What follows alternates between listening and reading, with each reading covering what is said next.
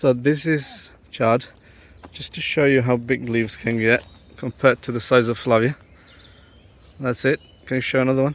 This is called yellow bright chard. This is rhubarb chard. And that is peppermint chard, the pink one. And then there's a normal white one. This is the pink one. This is still peppermint. And this is consistently good size. Chard does love warm weather.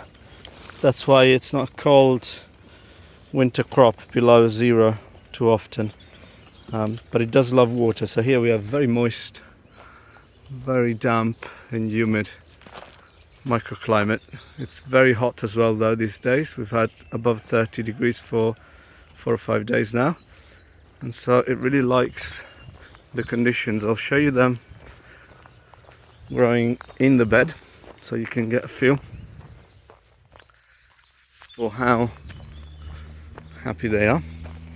This is beetroot, broccoli doing really well, and this is no dig, zero fertilizer, zero manure in these beds, just compost, broad forking and then compost on top. In fact, this is a mixture of 2 composts, one of which was less than desirable and very hydrophobic.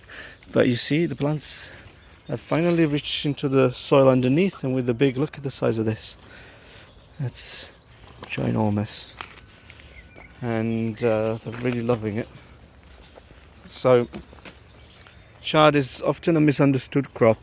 To produce well, it does need warmth, obviously not above 30 degrees for too often, but if it's got moisture it can take really high temperatures as well.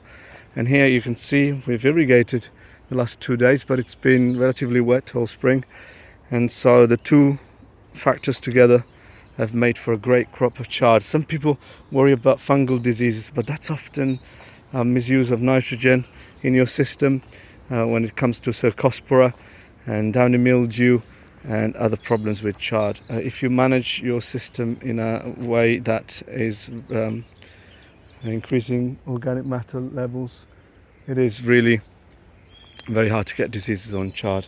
Same thing for pests. And beetroot is the same. There is a principle of cercospora perhaps. Now this really a little bit of pest damage. This is scorch from excessive sunlight.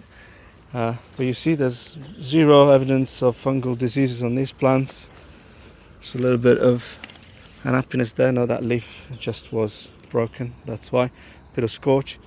Despite having had very high temperatures and very, very wet conditions. So, you know, don't stress too much about wet and hot. If you have a system with zero disturbance and where you can manage fertility in a regenerative way, you shouldn't have too much issues. But yes, so chard loves warmth up to a certain point, but also likes a lot of moisture, and you can get really huge size leaves this way with zero nitrogen application. So this is just compost.